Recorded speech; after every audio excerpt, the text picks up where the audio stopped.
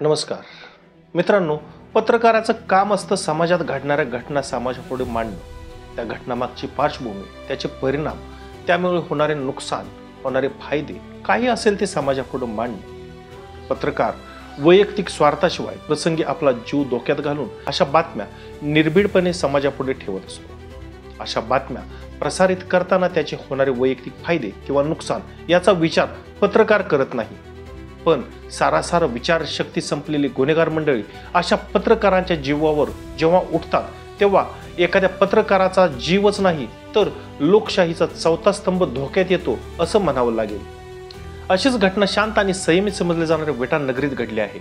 काय आहे ही घटना आपण पाहूया। नमस्कार, मी सुधीर गोडके आणि आपण पाहताय मराठी टाइम्स। नवनवीन माहितीपूर्ण व्हिडिओ पाहण्यासाठी आमचा चॅनल नक्की सबस्क्राइब करा। सिनेमात पाहिले जाणाऱ्या घटना आपल्या विट्यात प्रत्यक्षात पाहायला मिळतील असं स्वप्नात सुद्धा वाटत नव्हतं, पण जिओ मराठी न्यूज चॅनलचे पत्रकार प्रसाद पिसाळ यांच्यावर झालेला जीवघेण्या हल्ल्यामुळे सांगली जिल्ह्यात विटा शहरात बिहार पॅटर्न सुरू होतोय असं वाटतं आणि याला सिद्ध करायला बऱ्याच गोष्टी गेल्या 1.5-2 महिन्यापासून घडल्या आहेत। शांत आणि संयमी समजल्या जाणाऱ्या विटा शहरात गेल्या 1.5-2 महिन्यापासून देशाच्या नकाशावर विटा बदनाम होईल अशा बातम्या पाहायला मिळत आहेत। सुरुवातीला पवई टेकाला सापडलेला गांजा असेल, त्यानंतर लगेचच विटा MIDC मध्ये सापडलेला ड्रग्ज कारखाना असेल, यामध्ये भारतीय बाजार मूल्यानुसार जवळजवळ 30 कोटी रुपयांचे ड्रग्ज सापडले। यानंतर आणखी एक प्रकरणात गांजा तस्करीमध्ये एका वृद्ध महिलेला गांजासह अटक करण्यात आली, त्यामुळे विट्याचा बिहार होतोय अशा चर्चा लोकांमध्ये आहेत।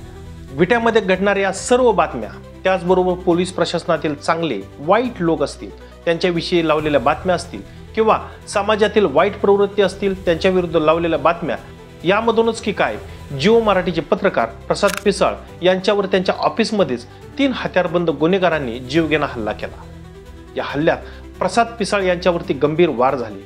त्यांना गंभीर अवस्थेत विटा येथील ओमश्री हॉस्पिटलमध्ये दाखल करण्यात आले। त्यांच्यावरती उपचार सुरू आहेत।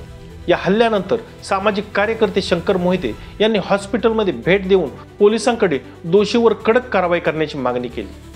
अजून ती नाही की रिव्हॉल्वर घेऊन दोघं जरी खाल्लं रिव्हॉल्वर दाखवते, एक सुद्धा सोडू नका साहेब। आता एक जरी सुटला तर उद्यापासून पर्यंत सगळं बरं। बातमी काय कुणाच्यासाठी होती? तुमच्या बाजूने पॉझिटिव्ह बातमी लावली नाही सांगा बरोबर साहेब?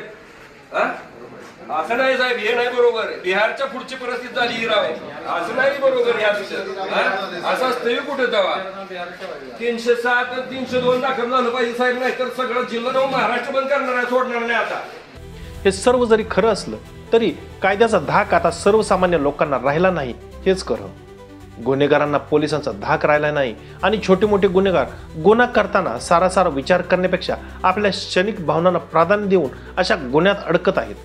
पण या सर्व गोष्टीत एक गोष्ट खरीच आहे, लोकशाहीचा चौथा स्तंभ धोक्यात आलाय। तुम्हाला काय वाटतं नक्की कमेंट करून सांगा। नमस्कार।